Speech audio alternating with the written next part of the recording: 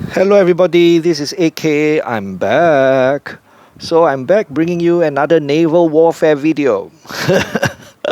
Well, just for the first few minutes, we're talking a bit about Alibaba after this, right? So this video I made is really in response to a request from a viewer, right, who asked me if I could show a video of me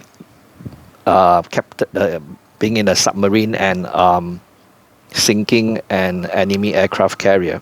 So I've been playing quite a few games in submarines and see if I could spot an aircraft carrier and send a few torpedoes that way. But no luck, so far no aircraft carriers in my games, which usually is a good thing, right? So when you're looking for something, you don't find them, and then when you don't want them, they appear. That's life, right? So this one is a pretty good game in my tier 6 German submarine, the U-69. So I'm using it as a background video, right, for this particular video.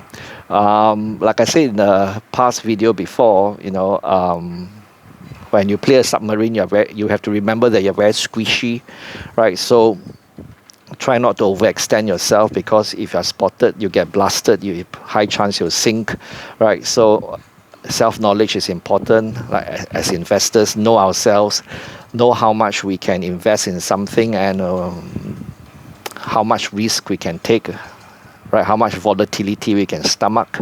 Don't overextend ourselves. The important thing is not to get sunk, right? Stay alive. Investing is long term thing, right? It's not something short term. So, and I've said before, my approach to investment is about getting rich slow, right? It's not really getting rich quick. If you want to get rich quick, then you probably have to go and look for someone else, some other bloggers, some other YouTubers, right? You probably get very frustrated with my philosophy and my methods, right? Of course, in my last game in a submarine, which I featured in a video, that was PvE, right? Asymmetric battle mode PvE, 5 players against 12 AI players, right? Human players 5, AI players 12. This one is actually PvP, right? So human against human, right? I think it's 12 human players against another 12 human players. So it's a bit more challenging. The AI in this game is not very smart yet.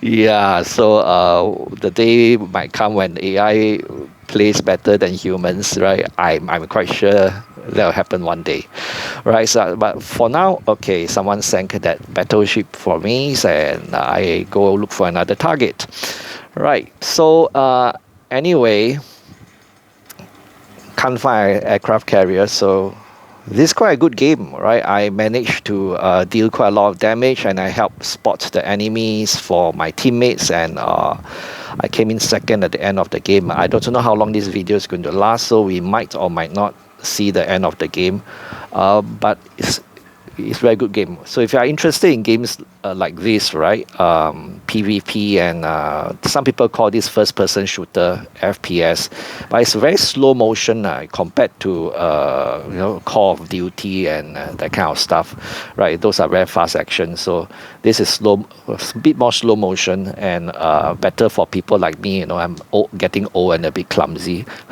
Motor skills not so good, right? So it's good for people like me, right? So if you want to play this game, like I say, I'll leave a link in the description box below. Referral code to my game, to the game. Use my referral code, and you'll get some freebies if you do that. You get free premium ships, free premium time, and some other in-game currencies.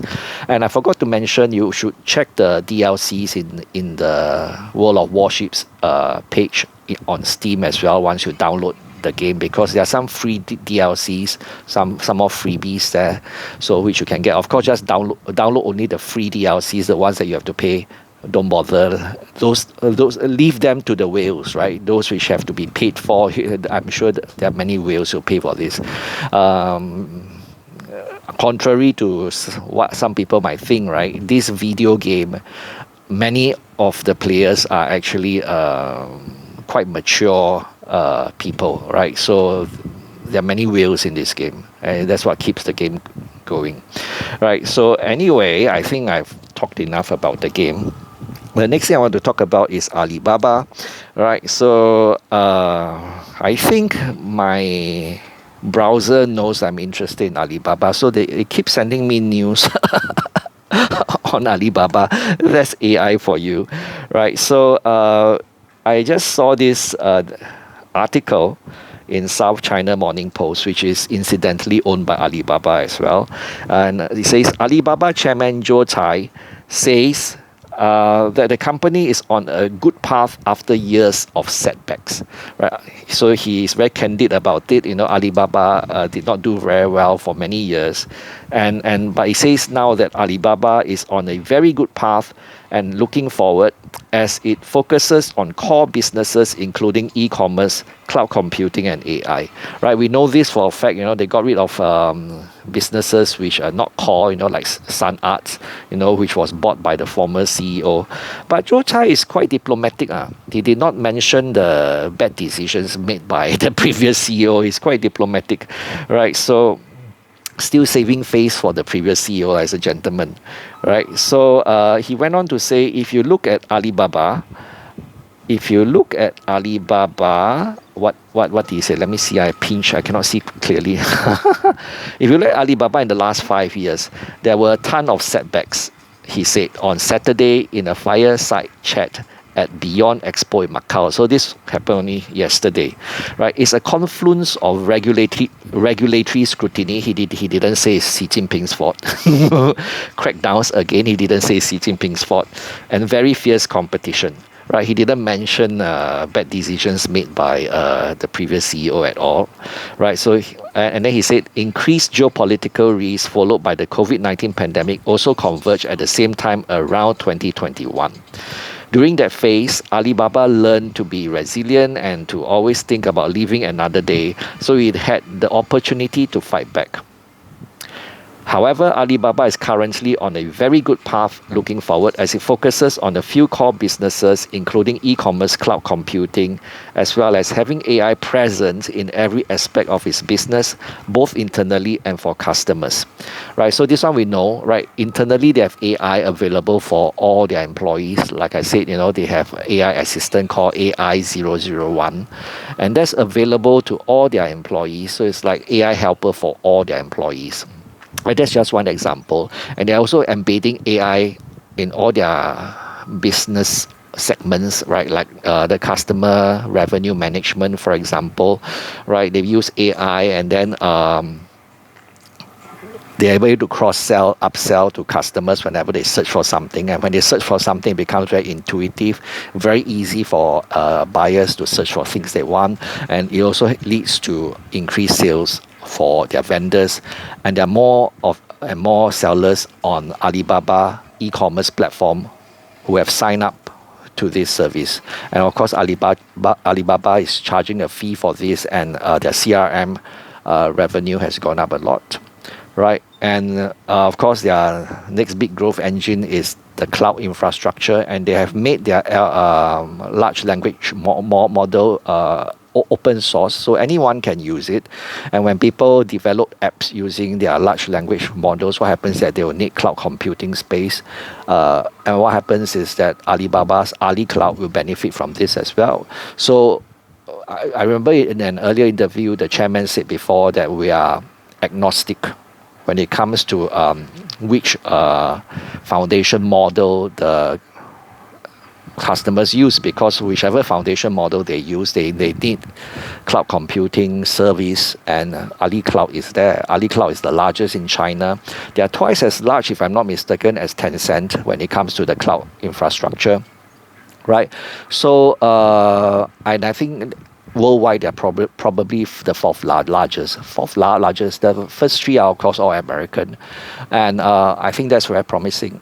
Right, so like I said in just a recent video, right, I see how the Chinese government is now very supportive, right? Policy has become very supportive, whereas previously they were clamping down and all that kind of stuff.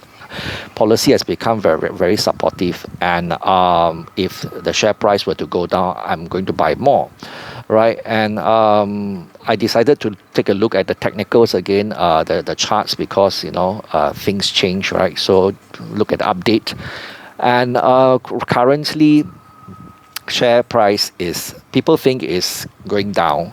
I don't know whether it's going down, but it is now like going sideways, slightly drifting to the downside, right? Drifting to the downside, but it hasn't gone down to a level where we can find support yet, right? So there's still room to drift downwards if there's no positive catalyst in the meantime, and I think there's a good chance that could happen. And so the rising 100 days moving average is still the support to look for now, right? That's the immediate support. 100 days moving average is at 110, is still at 110 Hong Kong dollars per share, so that translates to be about $3.74 Singapore Depository Receipt Price, SDR price. So that's where I'm looking to add more, right? And the 200 days moving average is still at 100 Hong Kong dollars, and both 100 days and 200 days are still rising, which means that they will continue to provide support, right? If they should be tested. That's the way it looks right now. But of course, like I say, technical analysis doesn't tell us whether the supports will hold or not, or whether they'll break. All it tells us is there should be support there, right? But my plan is to buy more if those two support levels should be tested, right? And that's a technical update. So it's end of the game, right? I came in second, so it's a very good game. Not bad for a tier 6 ship. I mean, I outperformed some tier 7 ships in the game, right? So if you want, you can try a submarine the next time, once you qualify, right? If you sign up for the game, it's quite fun. Just remember, you have to stay undetected. Try to stay undetected. Don't overextend. Don't be too adventurous, and you should be fine, right? So the new week is ahead of us, as we have a good week ahead. If AK can talk to himself, so can you. Bye-bye.